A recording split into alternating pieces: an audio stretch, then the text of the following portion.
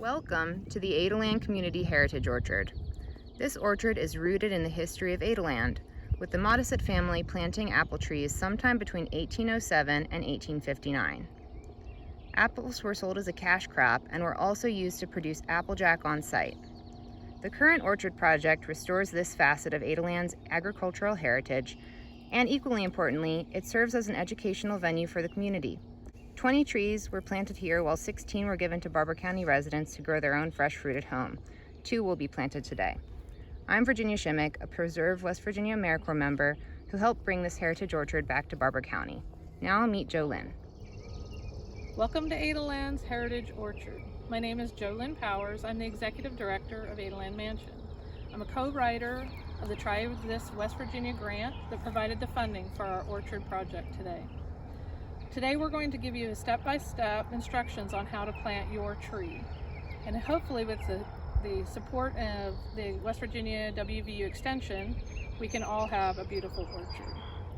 The first step to planting your tree is selecting your site. Pick a full sun spot, preferably towards the middle of a gently sloping hill.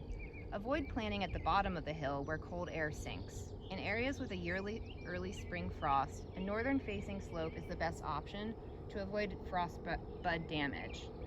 Southern exposure slopes create buds earlier, which can be damaged in the event of a spring frost. After you've chosen your spot, call 811 before you start digging to check the location of underground utilities. This keeps you safe, and it's the law. Once you've checked on utility lines and determined that it's safe to dig in your chosen spot, we recommend that you complete a soil test. If you need any assistance in collecting your soil sample, call your local county extension office. One of the things that we did after digging our holes was to add compost. By adding compost, we're taking care of those needed soil amendments. The trees that we purchased from Allendale Nursery were bare root trees. Bare root trees are dug from the ground when they're dormant and the soil is removed from around their roots. They're then packed with moist material and kept cool until they're ready to plant. Before planting, soak the roots of your bare root tree for 2 to 6 hours. Dig your hole wide but not too deep. There should be 2 to 3 inches between the end of your roots and the width of the hole. Your hole should be deep enough so that the roots do not bend, but be careful not to plant too deep, as this can harm the tree's growth. The root flare should be level with the original soil level. Gently place the soil you took out back in the hole and cover the roots. Again, make sure that the soil line does not go above where your roots start. Gently top the soil so that there are no air holes.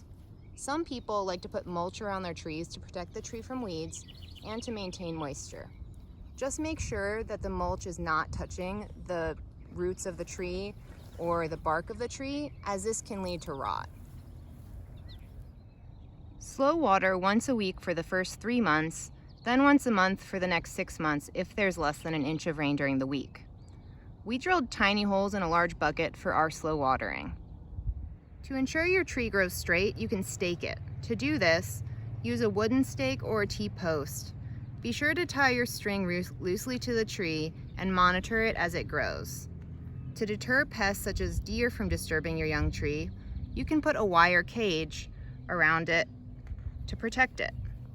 Again, just monitor this as your tree grows to make sure that the tree has room to grow. Never use a weed eater near the trees, as the weed eater will damage the bark and cause starvation. If you have any questions, feel free to call your local extension office for assistance.